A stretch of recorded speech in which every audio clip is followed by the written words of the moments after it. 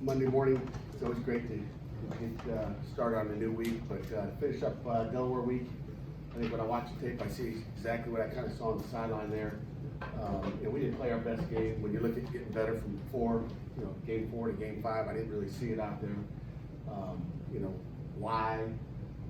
Again, I'll give you the same answer maybe I gave you after the game is, I think it comes down to emotions. I think, our guys didn't play the best game they could have. I think, you better have your mind right. I don't think our guys really did. The positive about the whole thing is we were still able to get a win, and that's all that matters is a win. And call it ugly, call it what you want. It's a win, and it's nice when you don't play very good and you still win. That's the beautiful thing about it. So that's really all I got to say about that. Obviously defensively, I thought we played solid. They had 2 short fields, so nothing's changed there. It was good to get Nick Patty out there and find out what he's got. Again, played a solid game. Would not say he's all ACC pick this week, but he was solid. And again, it's his first time. Probably like any starting quarterback, getting his first snaps as a starting quarterback. And obviously we're a little short-handed Saturday, I think that all plays a part emotionally as well. We'll find out where we are this week. As you guys know, we'll talk about it. But we were short-handed. We'll find out how short-handed we'll be this week. So, and then it's on to Duke, and we're playing a 3-1 Duke football team that lost to the #1 team in the country, the opener. Had 450 yards of offense, I believe, that day. Gave Duke problems, offensively as you watch the tape. They struggled to cover some of their guys, across the board. And again, Coach Cutcliffe does a great job. He's one of the best in the country. He's a quarterback guru. Obviously, he's got one player for the New York Giants. Said everybody didn't think Daniel was very good, and I guess he's pretty good. I thought he was pretty good last year when he had some pretty darn good numbers against us. This Quentin Harris, the quarterback this year, was kind of a wildcat guy a year ago. Is a really, really good football player. He's very accurate with his passes. He can run better than a Daniel Jones. They like to run him. I think he's their leading rusher as well.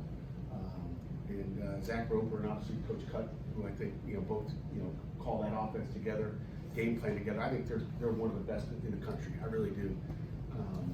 Just schematically what they try to do to you. They don't do too much. They what they do. They know what they're doing. They're very detailed in the way they run routes, how they kind of stem around. I mean, they're very, very good. It'll be a challenge Saturday night for sure. Defensively, they got 8 returning starters, and Ben Albert, one of the co-defense coordinators I know for a long time, and I think they're about as good as they've been ever that I've seen a Duke football team on defense. Again, 8 returning starters, you would think that'd be the case.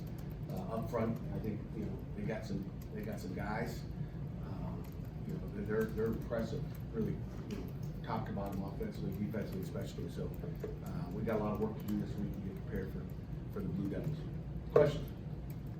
Pat, will Kenny play this weekend? No, again, I thought he played last week, so I don't know. And again, I'm not going to already in my opening statement talk about. We're going to find out. I don't know. I wish I could tell you everything, but I can't tell you.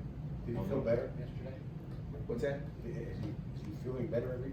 Next question. Here we go. Pat Bostic, you got a question, Pat? I don't know. Doesn't matter. He felt good Saturday. I thought he was going, so it's done. What do you guys got? Duke's really good. You had how many games will never beat you while you were coaching, right? I don't know. But Worried about 2019. It doesn't matter. How is Duke different this year? You know what? They're again, they're a year older. I think they got veterans on defense for sure. They don't have as many veterans on offense. They like to run the football. They like their RPOs. I don't think offensively they're much different. I don't think defensively, schematically, they do what they do. They're a veteran staff. I guess the biggest, it's a great question, Jerry. The biggest difference they've got is, everybody thought Paul Johnson was gone, okay, and they've retired and been playing a lot of golf and playing some gin, after golf and all those things.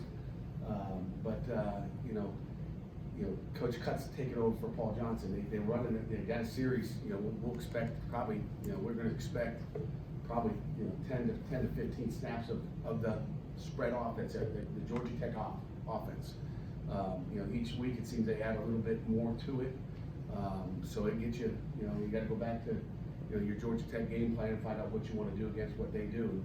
And, again, their quarterback Harris can run it, he's good at it. They started off in the opener against Alabama, I think ran 12 snaps in that game and had some success. And the more success they have, the more you're gonna see it. So, we've gotta nail that down, try to take them out of that and let them get back to the normal offense, obviously. Unless we want to practice Georgia Tech all week. So we're playing Duke/Georgia Tech this week. That's how they're different.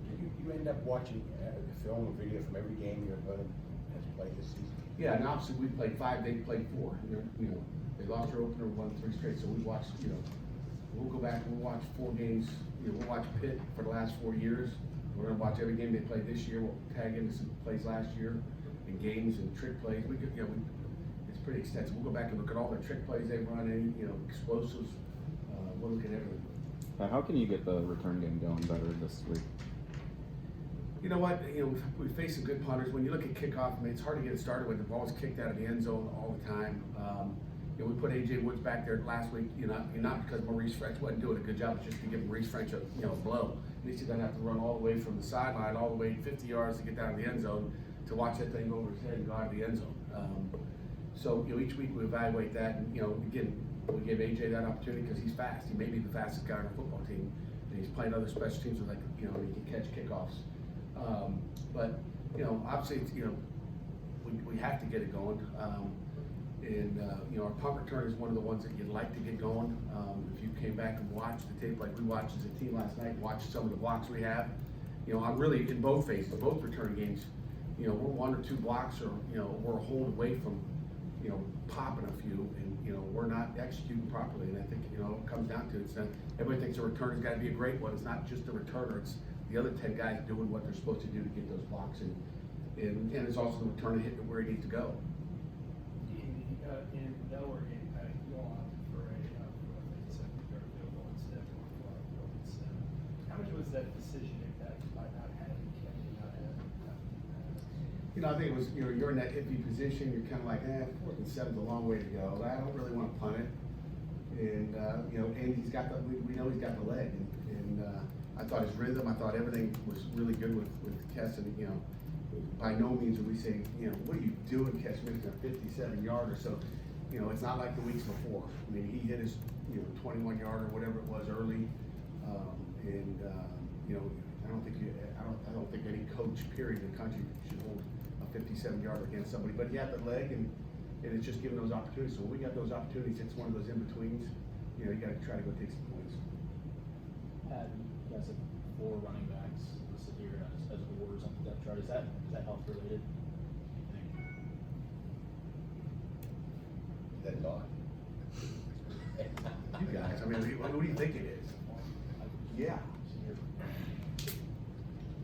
John, at least you're new. You're like a wonder, so I'll give you that. Nick Patty was 9 of 13, completed 9 of 13 passes on 3rd down. And 7 of them went for 1st down. Obviously, the 3rd and 17 connection to Tayseer. What did you see out of Nick in those situations, 3rd down situations? Obviously he made some plays when we needed to. Obviously, the game plan gets slimmed down a little bit when he's in there. You're not gonna ask him to do everything that Kenny would do. And I think that's the great thing about, one of the reasons I hired, Coach Whipple was, his development of a quarterback, his detailed care into each one as a separate guy. It's not, they all run the same offense. He's done it before he's developed those. To say I'm surprised that Nick went in and operated and performed like he did, not surprised. Just because I've seen him do it. He played with 3 quarterbacks. If you looked at their stats at UMass last year, you go, okay, he's done this before. So he does a good job of developing them and doing what they can do, not just throwing them to the wolves out there and letting him throw stuff that maybe he's not really good with right now at this point in his career. What have you seen out of Patrick Jones? 4 hurries, and he's in every other play back there. Yeah, Patrick's played well. I mean, he's played well all year.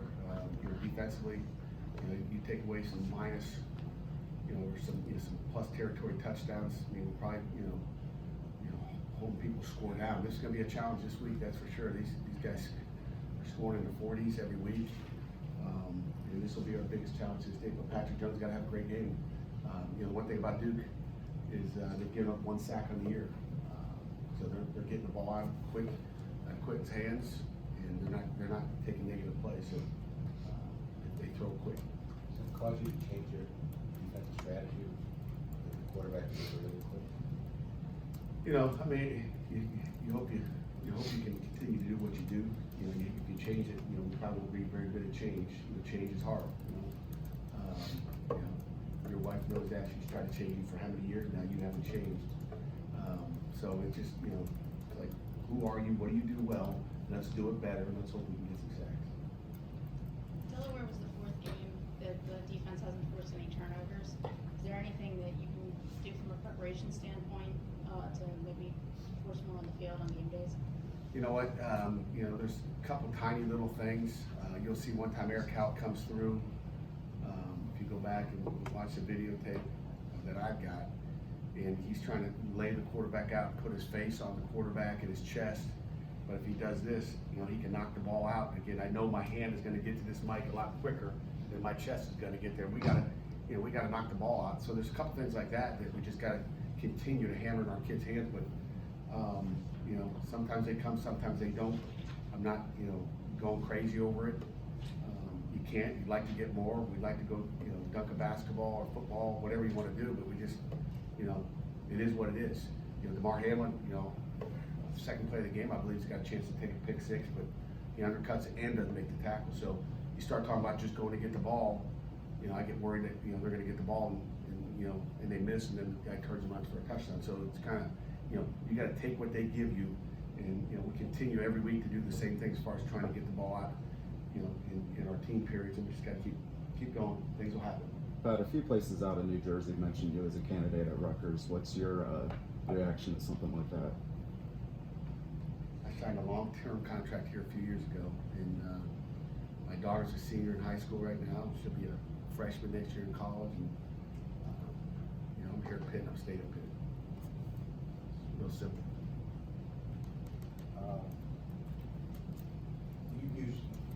When you use the special Sept before the game, does that have a tendency? How many weeks ago was that? Was that? How many weeks ago was that? 2?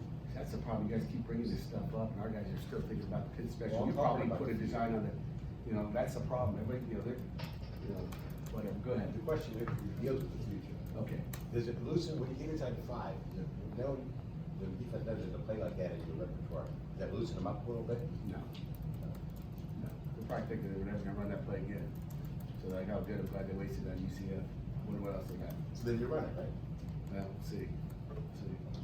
Pat, is Harris similar to Bryce Perkins, and how have all these local quarterbacks kind of prepared you for this, and how do you feel like you guys have gone against running quarterbacks this year?